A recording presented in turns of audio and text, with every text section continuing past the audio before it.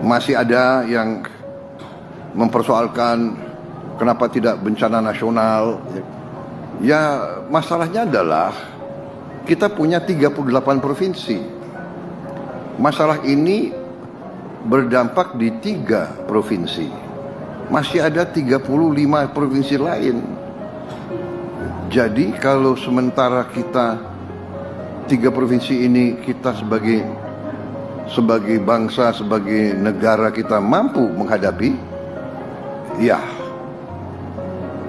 kita tidak perlu menyatakan bencana nasional. Tetapi tidak berarti kita tidak memandang ini sebagai hal yang sangat serius. Nyatanya dari seluruh kabinet hari ini ada berapa menteri di sini? Iya kan? 2 sedang di Aceh Utara.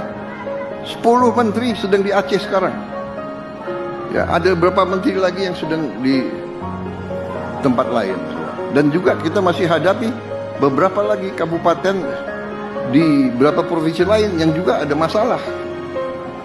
Ya, jadi saudara-saudara,